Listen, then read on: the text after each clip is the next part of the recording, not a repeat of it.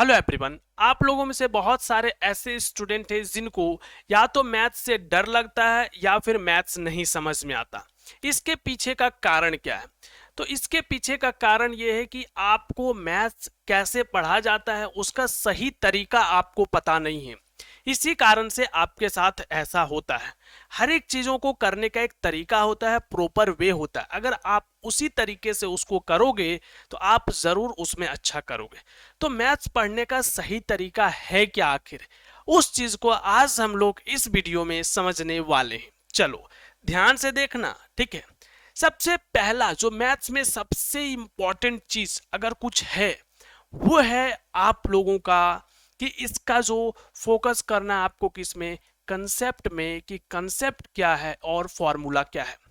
क्योंकि यही सबसे इंपॉर्टेंट चीज है। स्टूडेंट गलती कहाँ कर देते हैं, कंसेप्ट को समझने में उतना फोकस नहीं करके सीधा क्वेश्चंस बनाने जाते हैं। और बार बार उनका प्रॉब्लम क्या होता है, बार बार फॉर्मूला देखना, बार बार कंसेप्ट देखना कि पिछले क्वेश्चंस में क्या किए थे। ये सब चीजें गलती करते हो। आपको क्या करना है, कंसेप्ट समझ लो। कंसेप्ट समझने के बाद एक क्वेश्चंस को बहुत अच्छे तरीके से समझ लो कि उसको कैसे बनाते हैं। एक क्वेश्चंस को 2-3 बार 4 बार 5 बार बना लो एक ही क्वेश्चंस को, लेकिन पहले स्टेप समझ लो कि उसको सॉल्व कैसे करते हैं। उसके बाद आप फिर जब नया क्वेश्चंस बना तो फिर पीछे देखने का जरूरत ना पड़े। इतने अच्छे से आपका जो कंसेप्ट है, कुछ फॉर्मूला है, आपके दिमाग में पहले आ जाना चाहिए। आ गया, उसके बाद आपको क्वेश्चंस बनाना चाहिए। तो कंसेप्ट पे फोकस बहुत ज्यादा जरूरी है। अगला अगर हम लोग पॉइंट का बात करें वो है सॉल्व एग्जाम्पल। जो आपकी बुक में एग्जाम्पल्स होते हैं, बहुत सारे स्टूडेंट ये सोचते हैं कि इसको हम क्यों सॉल्व करें, ये तो ऑलरेडी सॉल्व किया हुआ है। भाई वो जो सॉल्व किया हुआ है वो बुक में सॉल्व किया है, आपने सॉल्व नहीं किए हैं ना। और एग्जाम्पल से बहुत ज्यादा हेल्प मिलता है। हम अपना जो मैथ्स स्ट्रॉन्ग किए थे वो एग्जाम्पल से ही किए थे। मीन्स कि टीचर कोई चीज बताता था, ठीक है, उसके बाद भी हम बहुत ज्यादा एग्जाम्पल पे फोकस करते थे और सारे एग्जाम्पल्स को हम बनाते थे A to Z एग्जाम्पल।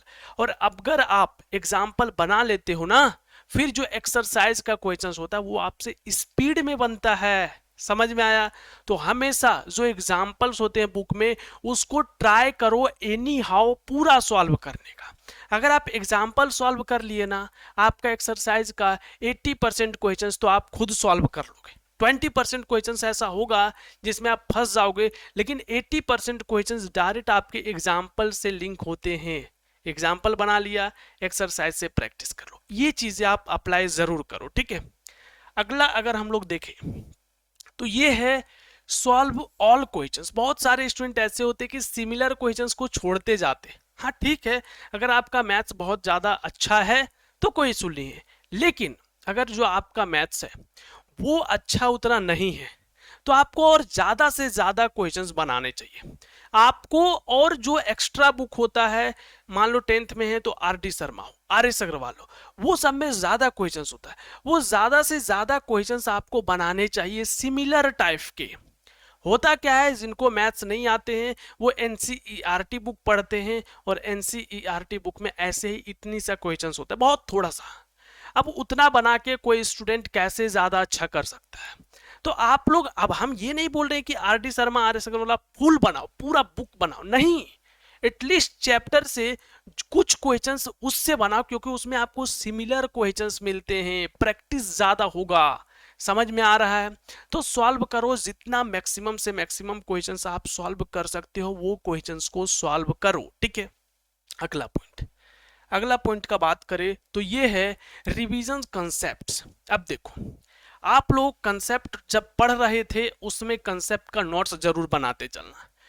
अब कंसेप्ट नोट्स अगर आप बना के चल रहे हो तो इसको ना आप रिवीजन्स करो। कंसेप्ट अगर दिमाग में आपका होगा तो आप आराम से चीजें कर लोगे, ठीक है। मान लो कहीं आपको जाना है और अगर आपको रास्ता याद है तो आप आराम से वहां पे पहुंच जाओगे ना। तो कंसेप्ट क्या है, आपको मैथ्स क्वेश्चंस को सॉल्व करने का रास्ता बताता है, ये मैप है आपके लिए।